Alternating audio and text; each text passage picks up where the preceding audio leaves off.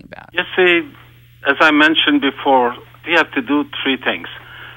We have to reduce the cost, then first we have to freeze it, then we have to reduce, and then we have to eliminate it wherever it's possible. Now, how that can happen? It doesn't mean that if let's say you eat steak, you should eat sausage instead of, because it's cheaper. That's not what I'm talking. I mean, really, you should be enjoying your life, getting the highest quality, the best food, everything what is possible out there. But what we have to really do is to eliminate the reoccurring cost. Reoccurring cost is, of course, for the companies, it's a profit. It's a source of income. And for consumer, it is a source of cost.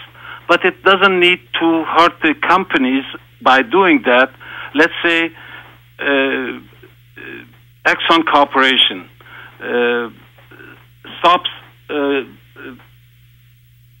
importing oil from Middle East and selling gasoline because we changed the car to electrical car.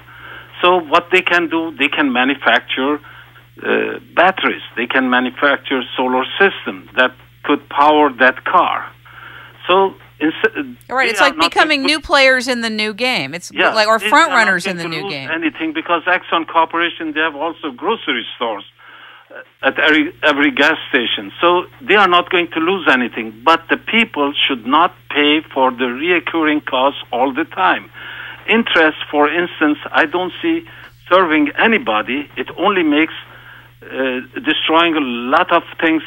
It's destroying the economy. So what we have to do is reduce the cost of interest. So as you know for sure that I'm proposing to create the Bank of the State of Florida that provides 2% 15-year mortgage.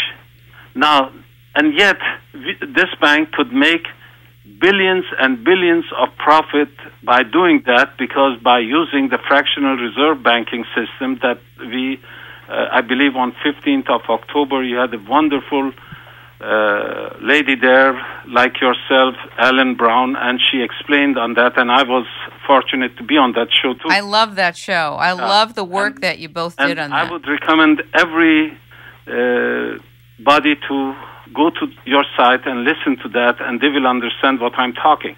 So once we do that, the state will make billions and billions of dollars in profit, and that will take care of everything what a state should do. I want to interrupt you right here on 1 second. You know, from the public perception standpoint, and I really want to go back to this and hone in on this for a moment and then let you continue.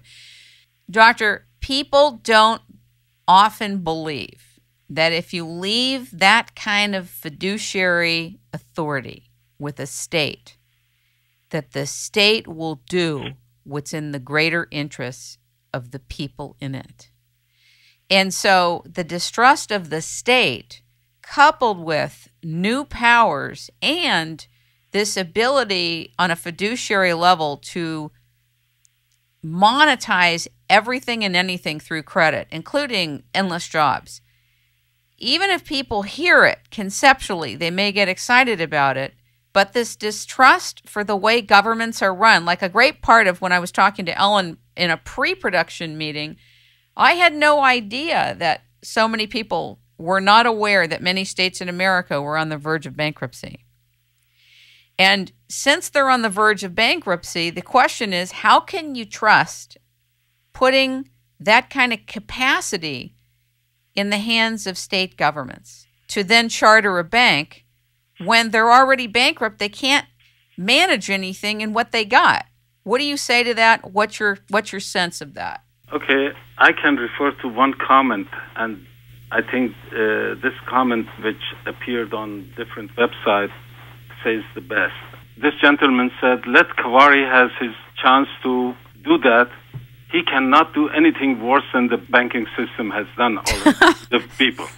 So by saying that, now I'm not saying that I should do that. Yes. I believe, first of all, You understand where it's coming from. It's like, It's a great paradigm. It's like using the apparatus that's already there. And if people do tune into the show that I did with Ellen Brown, the author of Web of Debt, and Dr. Khavari, who was an invited guest on that show, but the main guest on that show was Ellen Brown. Yes. People, I think, would be open to seeing a trial other than the Bank of South Dakota, but I think it would have to be stewarded by somebody who had your kind of values and who really had the public interest at heart, because a lot of politicians say it, but they are co-opted on their way in and while they're in until they're done. Yeah, but I'm not a politician and I'm an economist, and I will make sure that everything is done the right way, and especially during the period I'm there, I will make sure that we pass legislation that if there is a change or any future governor or any future governor or politician wants to make a change, they must get approval from the Floridian people, 75% of the people, so that they can do changes. Now, we cannot discredit everything what the state does. You know, the water system in America is being run by the state, and give it to the companies and see what happens with that. A bottle of water will cost you $1.50 or $1.80 in California, and you will get into a position that you will be never ever be able to take a shower in California if it was run privately. That water municipality in Florida or in California or elsewhere. Schools are run by the state, as you know. Some of them, of course, is privately run, but state runs that too. And they are doing a good job. A lot of the firefighters is not a private entity. Polices are not. U.S. Army is not, and so on. And the banking system must be like U.S. Army. It has to serve the people. It must not extract people. It must not put people into poor houses, as they are doing right now. It is insane what is happening with the foreclosure in throughout the United States.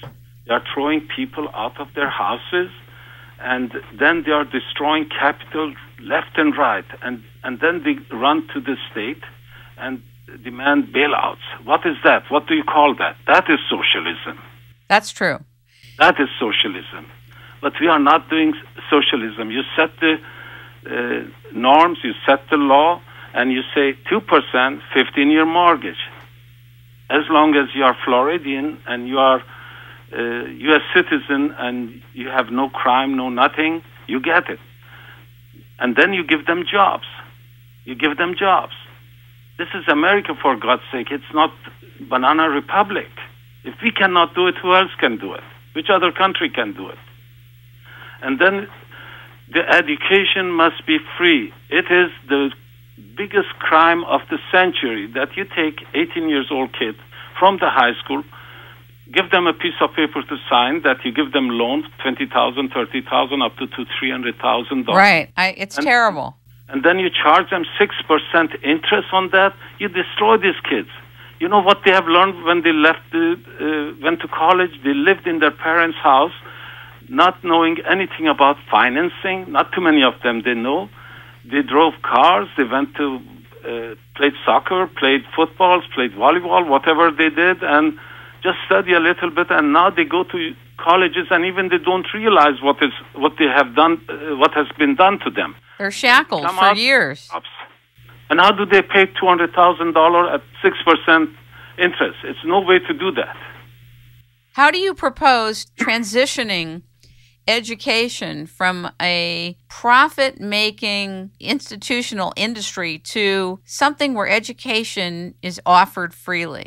How do you see it? Are you seeing that through the monetization of the banks or the state chartering of banks? How are you seeing that in actuality unfolding? I would want to give an example for those people who have not listened to Ellen Brown's show and yours.